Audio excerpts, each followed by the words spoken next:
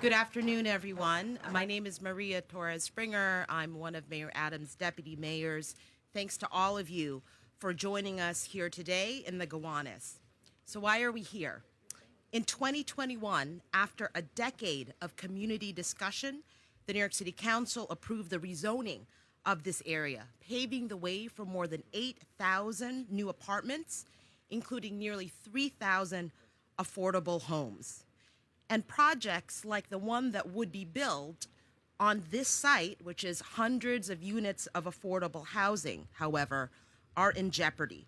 They're in jeopardy because we need action in Albany, and that is what we are here to discuss.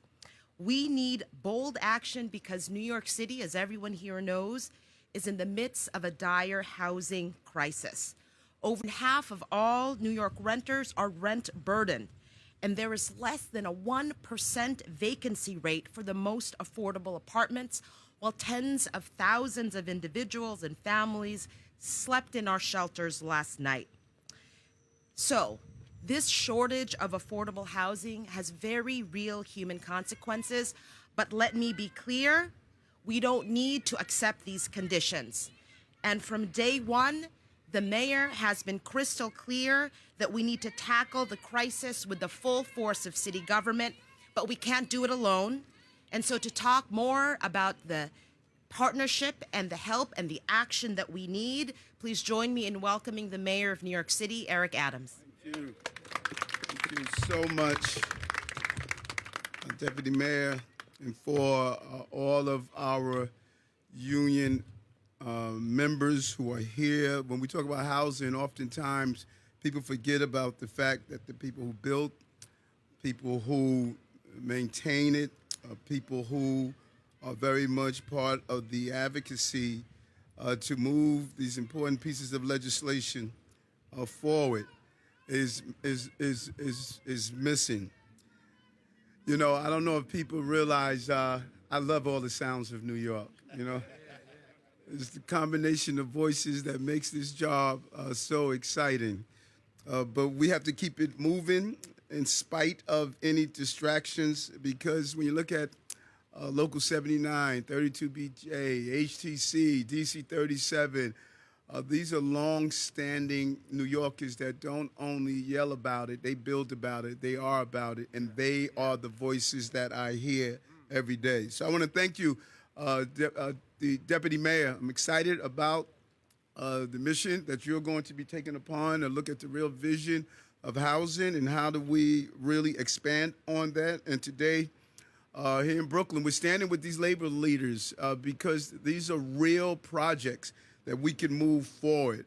Housing experts are here, colleagues, elected officials that just understand that in order to build housing, there are various things that must take place in Albany. It's unfortunate that New York City must respond to what happens as state lawmakers.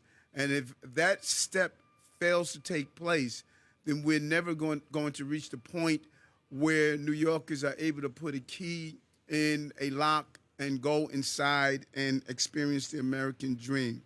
We need action now to get the affordable housing that we're looking for.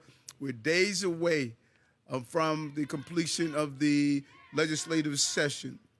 And we think that it's imperative that we move forward and get this done. So the time is waiting is over. We need lawmakers now to respond now. And we need to pass the housing package. This is a crucial housing package that needs to be responded to do. So it's important to not kick the can down the road. We can't wait and say, let's wait for another session. The urgency is now to build the pipeline. Between the rise in rents that we have, the shrinking inventory, and a total slowdown in construction. It's unbelievable when you think about how much the construction projects have stopped for the most part, and we need to build to get these projects done. Even as a number of people needing houses continue to grow, particularly middle-income New Yorkers, we're seeing a dramatically increase in the desire, but a decrease in the number of units. So we're seeing more and more working and middle-class families, especially in communities of color, get priced out of their neighborhoods because we're failing to get these projects off the ground. So the site behind me, we picked this site intentionally. It has already been approved for housing that includes deeply affordable apartments. But this project is only feasible with 421A, the Affordable Housing Incentive Program. And if we don't get the deadline extended, these units and thousands of affordable homes around the city are at risk of not getting built. We are all affected by this. There's not enough affordable housing for our families, our employees, our teachers, and the men and women who we are standing with here today, New Yorkers who want a place to live and be part of the American dream. We need the legislators to take action, and we need it now. Only a few days that are left, and Albany must pass complete housing package that we put before them. They must offer tax incentives that will facilitate construction of new affordable housing. It is so important, and make regulatory changes that will make it easier to convert unused office space to housing. We have millions of square feet of unused office spaces that is right now ready to be converted into housing. This just makes sense. This straightforward measure will jumpstart the process of creating more affordable housing, and we must go all out to ensure this opportunity is not wasted. And so I want to thank those lawmakers who are working with us. Some of them are standing here now. Some of them have gone to Albany to try to push this through. Our goal is to get this done during this section. And I am no longer as a state senator, so I can't vote on this. But there are partners out there that are clearly willing to stand up for what is right. And you should know that this administration and all of the leaders here today stand behind you as we articulate and get these bills to the floor so the governor can sign them. So I urge all New Yorkers. Take action now! Take action now! Take action now! Take action now! Take action now! Take action now! Thank you. There's nothing better than a good chant coming from union members. There is a website called Who Represents Me NYC. You can put in your address and get contact information for all of your elected representatives. We need them to call. We need to write. We need to email your assembly members and your state senators and tell them you want action on affordable housing now. Not next year, but as it was just stated, now. Our city must have places for our children to live, to grow as we deal with the increased housing issues, asylum seeker issues. It all comes down to the ability to have the right housing that we need. And we could do this. We can stand up to the needs of our constituency. This is Albany's moment. We need a good housing plan coming out of Albany. If we don't, we are going to devastate the pipeline that is needed to build housing for the future, for future generations. So again, I want to thank all of our partners who are here, who really understand how imperative it is for Albany to move these next few days. The deputy mayor had a team with intergovernmental affairs personnel. They went to Albany. We've been in deep conversations. We have been leaning and pushing in this direction. This is so important to the finalization of housing for people. Without Albany's help, this is going to devastate our pipeline for housing in the future. Again, thank you so much for being a part of this. Thank you. Thank you, Mayor. As the mayor mentioned, a team of us, including our Chief Housing Officer, Jessica Katz, were in Albany just earlier in the week, following a number of visits throughout the session, pushing for progress on building more housing, on paving the way for more affordable housing, which certainly our Chief Housing Officer has done from day one. And so to share a few words, our CHO, Jessica Katz. Session hearing, it was going to be a housing session. We heard that from every corner. Last fall and winter, every elected official in Albany I spoke to told me, this is our year. Well, the session isn't over. so I'm holding them to their promise. We have just over a week left. Let's get it done. I want to thank our friends in labor from 32BJ. We have Justice from Local 79. To our housing advocates, such as New York Housing Conference, Open New York, and NYSAFA. Thank you to Monadnock Construction for hosting us today. We have local community leaders. Community Board 6 passed a ULURP to build housing at this specific site. We have District Manager from CB6, Mike Rasiopo is here. And now we're not going to be able to do that because Albany is standing in the way. So we need our legislators to hear us all the way up in Albany that New York City will not settle for broken promises. We're the Get Stuff Done administration, and we know the ball is in your court, but you need to deliver for your constituents. They're our neighbors. We owe them the opportunity to have safe, stable, and affordable homes in the communities they love.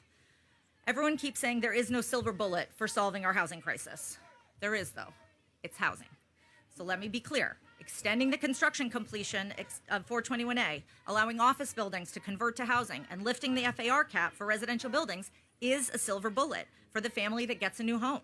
It is a silver bullet for the community that is revitalized when a vacant building or a vacant site is brought back to life. The economic activity of housing conversion is a silver bullet for our city that's coming back from COVID.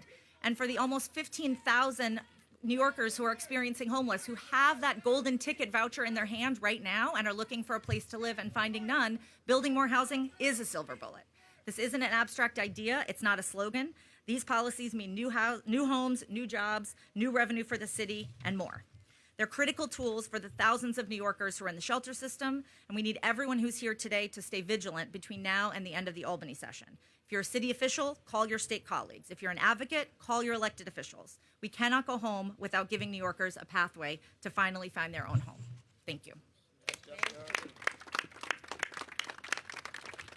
Thank you, Jessica.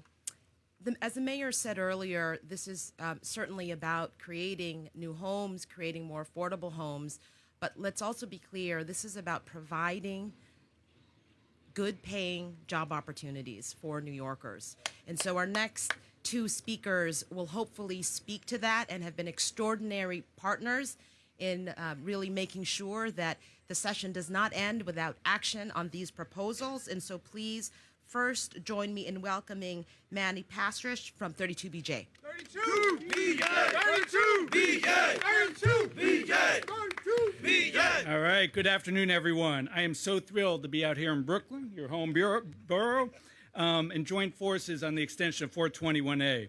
As president of 32BJ, I fully appreciate what a critical tool this program has been to addressing the city's housing needs, as well as the deputy mayor said, creating good jobs. But you don't need to be the leader of a union to understand the 421A's importance. You need to only look at the drop-off in housing after this program has ended. The numbers are stark. In the last fiscal year, we have 13,000 less affordable housing units created than the year before, and we're off to a slow start this year as well. We obviously need to be building more affordable housing at this moment, not less. The city's housing crisis is getting worse. So this is the moment we need to embrace the programs that have been shown to work. We need to embrace the programs that get housing built. We need to embrace programs that get affordable housing built. And we need to embrace programs that create family-sustaining jobs. And I don't want this last point to get lost. Jobs are not always on the top of the mind when we talk about the housing affordability crisis. But make no mistake, this is a vital part of the conversation.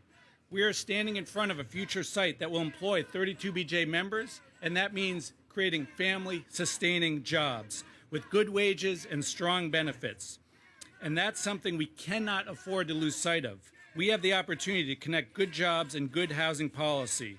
The 421A program has created thousands of prevailing wage jobs with meaningful benefits, jobs that build up our communities. And when we contrast that with no jobs or minimum wage jobs with few, if any, benefits, the choice is very, very clear. 32BJ members are a testament to what works in this program. We have thousands of our members who live in 421A buildings. And without that affordability requirements, they couldn't afford to live in the city. They couldn't afford to live near where they work. This is a win-win that we need to build on. This is a program that meets the definition of success in creating affordable housing, success in encouraging more housing getting built, and success at creating good jobs. That's the definition of success, so we need to do more of it. With Albany's legislative session ending in a week, now is the time to do it. Now is the time to build more power, more housing. Are we ready? Build more housing now. Build more housing now. Build more housing now. Build more housing now. Build more housing now. All right, I just want to finish by thanking you for your leadership, our mayor, and to this entire group. Together we can make this happen.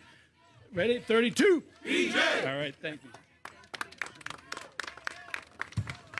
Thank you, Manny. And to add his voice on behalf of his members, please join me in welcoming Mike McGuire from the Laborers.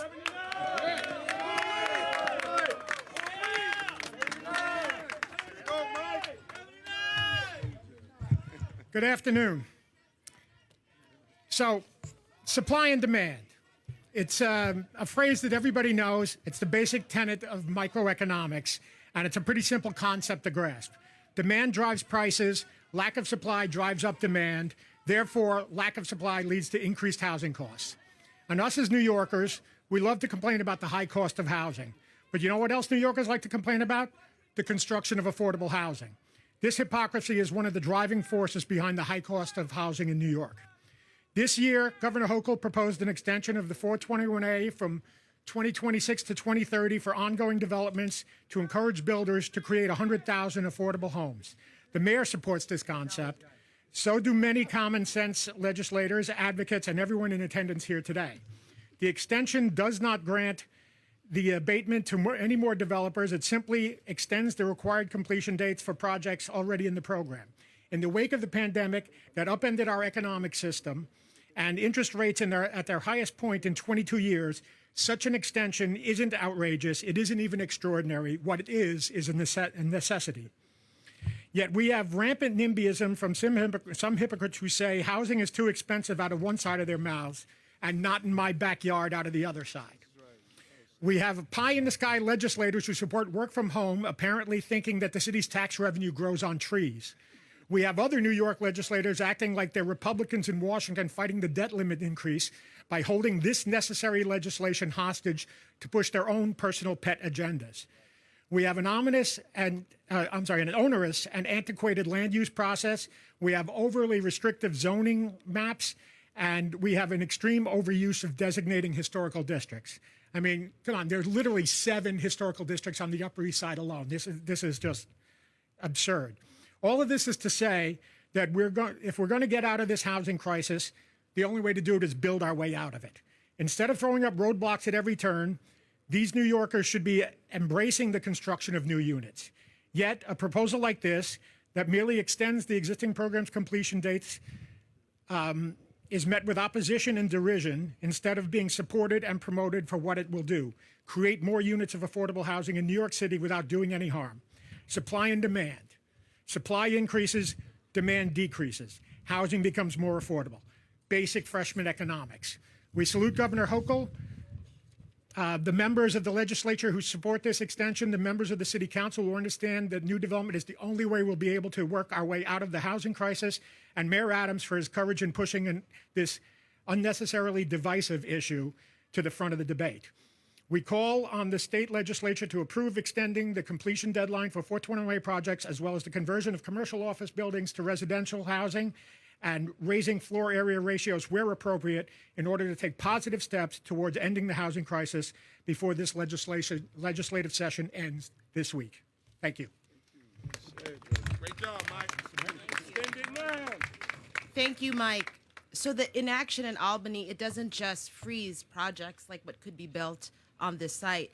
I think it also dishonors what has been for many different neighborhoods years and years of community discussion and community engagement. And so for the Gowanus rezoning, the result and fruit of that type of discussion, all those efforts too are at stake and are in jeopardy. And so to talk more about this, I'm sure Mike Rasiopo, the district manager for CB6. How you doing? Thank you. My name is Mike Rasiopo, District Manager, CB6. 2 years ago, we stood with, at the time, Borough President, and then I think he was nominee at that point, and Comptroller-elect Lander, and we were at the Gowanus Community Center, and we stood there to support this rezoning because all aspects of government have to do their part. The community board, we did our part in a wealthy area. We supported this rezoning. Mainly, the biggest reason was affordable housing. Now, the other parts of government have to do their part. The other levels of government have to do their part. And I'm proud to stand here with Mayor Adams. And we've had 32BJ at the present at CB6 during the rezoning process. They were certainly, the labor component was a big part of why we supported the rezoning and to create and build the affordable housing in areas such as this with great public transportation. And at the community level, we supported it, and Albany should do their part. And that's really all. Thank you. Thanks. That is perfect. Thank you, Mike. And finally, I'd like to invite Councilmember Julie Menon to share a few words. Of course, the City Council has been and always will be a critical partner in the first year of the administration. Together, we approved through the land use process more units than in a very long time. And so that partnership should continue, and want to invite the amazing Councilmember Julie Menon to share a few words. Thank you. Thank you so much. I'm thrilled to be here today with the mayor and all of our friends in labor, 32BJ, Local 79, HTC. And I'm here today because one of the #1 issues that I hear from constituents is a lack of affordable housing. Recent polling has shown that 27% of New Yorkers say they plan to leave the city in the next 5 years. And one of the top issues that they cite is lack of affordability, and that's lack of affordable housing. Right now, the average rent in Manhattan is over $4,000 a month. $4,000 a month. It's unsustainable. The average childcare expense is $21,000. We can't continue down this path. In my district, we've actually had no MIH affordable housing built, and so we need to change that. And that is why I'm here today in solidarity with this coalition. Thank you. Thank you. And I just think the imperativeness is clear. The continuation of this plan is something that the Chief Housing Officer, Jessica Katz, has rolled out and really spent so much time up in Albany. I'm sure if you Google her address, it probably would show you an Albany address. She's been up there so much trying to fight on this issue, knowing how imperative it is to do housing. It's part of our overall plan. Including NYCHA in our housing, including how do we renovate some of the units. It's just an overall plan. The missing piece is playing out right now. The table is set. It's now time for Albany to serve the right meal, and that right meal is a combined housing plan that we can do the building that's needed. So why don't we open up to a few questions? We do some hot topics, but keep in mind it's hot out here, so I'm not going to be here a long time. Legislature doesn't approve the 421A extension, is there anything the city can do on like a project-by-project basis on its own, or are these projects just stalled for at least another year? Okay, when do you want to get that? We have been and will continue to use every tool that we have at the city level, and but we need either the extension or a replacement for 421A. It's really that simple. Any other tool is imperfect. It doesn't get us there. It will waste too much time. And the crisis that we're facing is a real one, and it has gone unabated. So while we'll use every tool, we need a version of 421A or the extension in order to keep projects like the one that we built on this site moving. Mr. Mayor, if you take a look at all the different parts of the housing bills that you're asking for, it's approximately 100,000 units of housing that would be able to be built.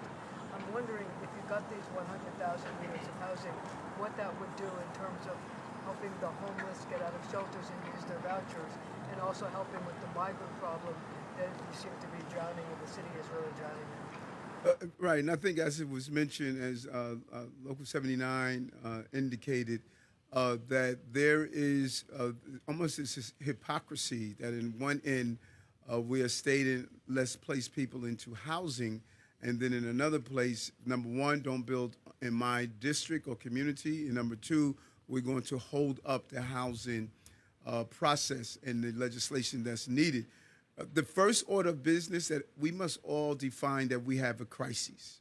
We have a housing crisis. And if we're not on that same page, there is not a luxury of let's wait.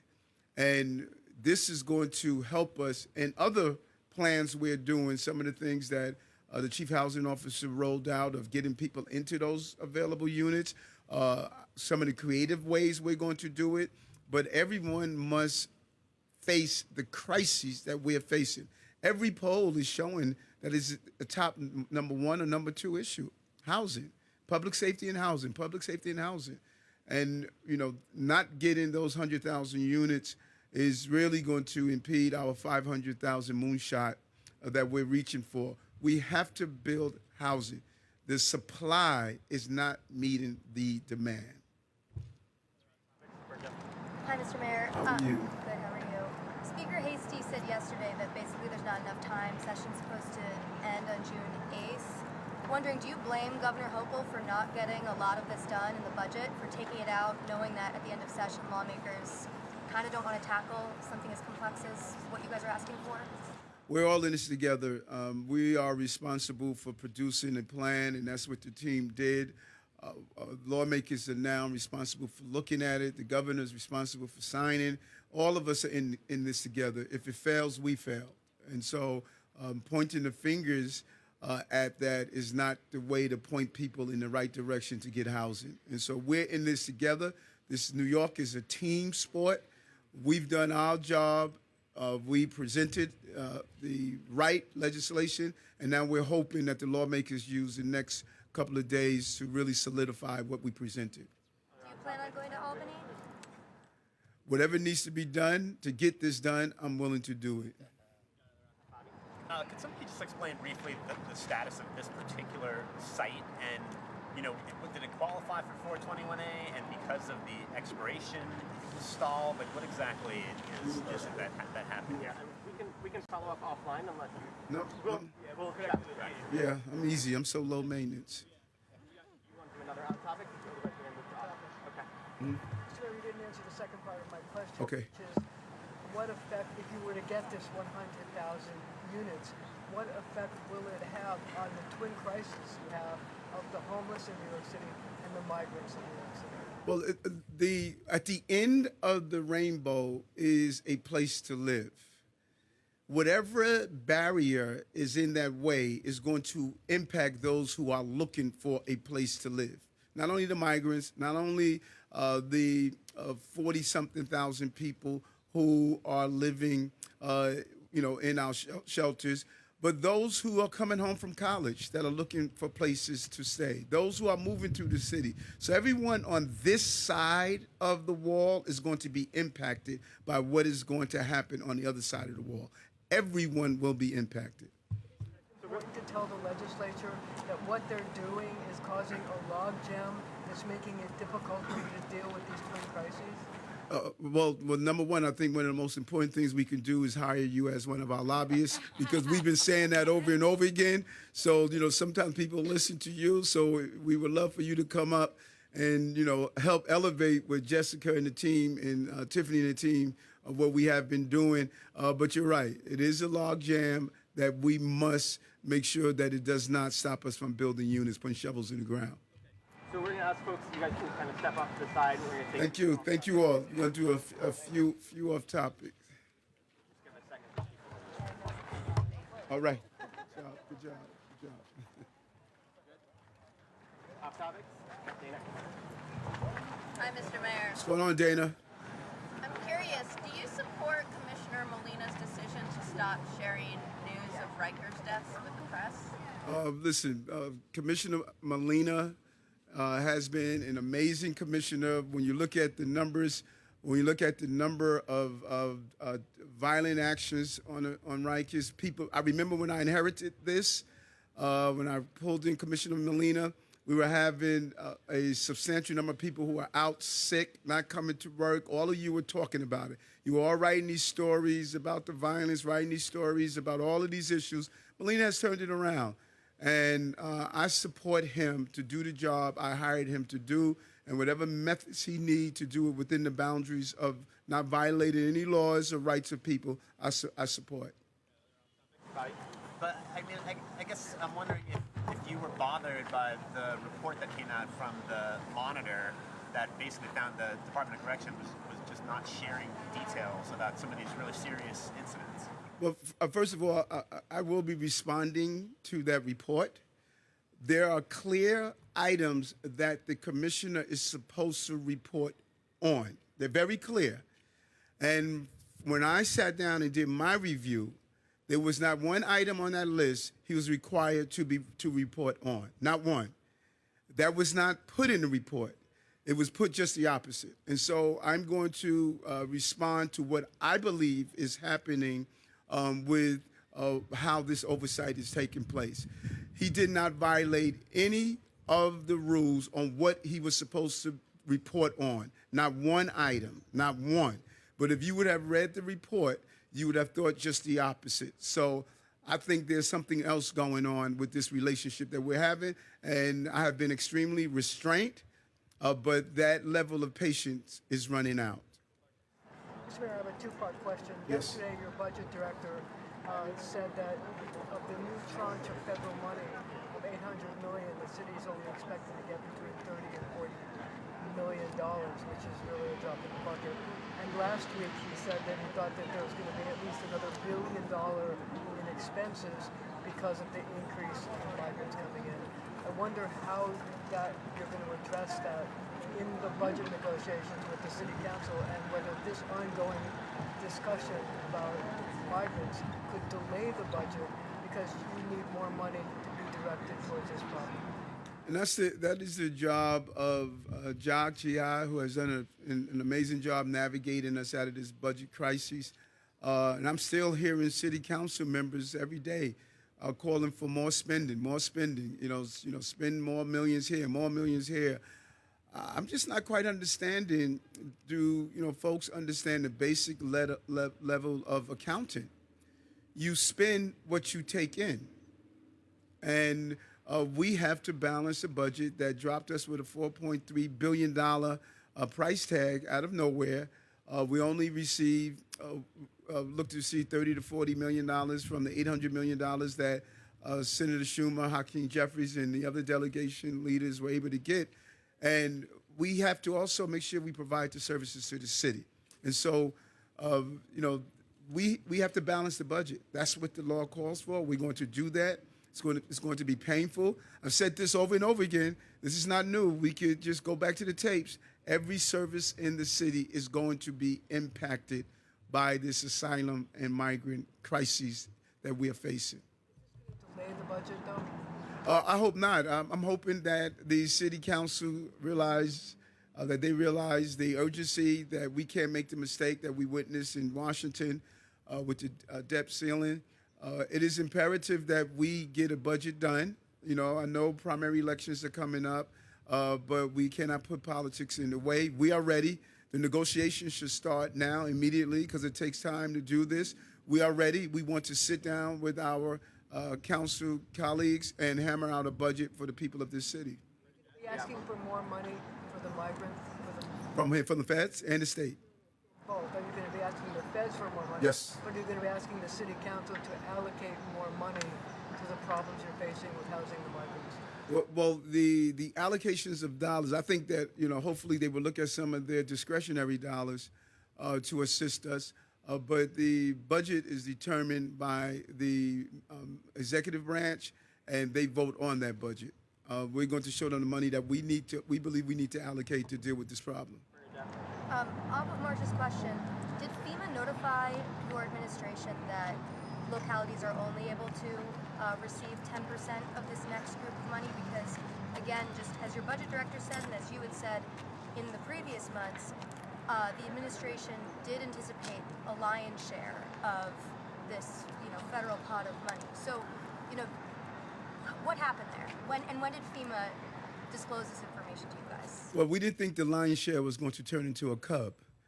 The amount of money that we receive is embarrassing to what the city has been handling. And then to add to it, Bernadette, just think about this for a moment. The bordering states, some receive more than us. They're using the money to bus people to New York. I mean, that can't even be logical. And so I don't know where the rule has come about for this 10%. I'm not aware of that. If they notified our budget director, that was not shared with me. So I don't know where the 10% rule comes from. But we need to re-examine how the money is used, which is very important. And we should have it proportionate to the number of migrants that are in the city that is being impacted. The blueprint for just about all of the bordering states is when migrants, asylum seekers come inside their municipality, send them to New York, Chicago, Washington, and look like Los Angeles is now on the list. Just a quick follow-up. Steve, you want to take us home? Could I? Let Steve go. You got to go. Good to see you, Mr. Mayor. Thank you. On the DC 37 flexible work agreement, I know you've had some strong words in the past about working from home. You said you can't stay home in your pajamas. Now you have this agreement with DC 37. What would you say is behind the evolution here? Well, first of all, you can't stay home in your pajamas is not a strong statement. The health officials are shown loneliness is like smoking several packs of cigarettes a day. And I don't think many of us realize that some of the practices that we participated in after COVID, how it was impacting on our health issues, how it was impacting in so many ways. Look, I'm a 7-day-a-week guy, and how I believe is not for everyone. And I'm not so rigid that I'm not willing to sit down and figure out how do we reach the goals that we want. And there's some clear criteria that we put in place that we announce our flexibility and work schedule. This is for DC 37 members. It has to be a job that could be done remotely because, as you know, not every job could be done remotely. And there's some other items that we pointed out that the team will really go over to safeguard this. But it has to be about how do we get our city up and operating. And I'm willing to sit down. Henry Garrido has been an amazing partner on so many levels. And if he wants to sit down and figure out how do we deal with the employment part by bringing flexibility, I'm willing to do so. Like I'm just low maintenance, man. I'm the easiest person to deal with. Follow up real quick on Rikers. Thanks, folks. Thank you. Charles?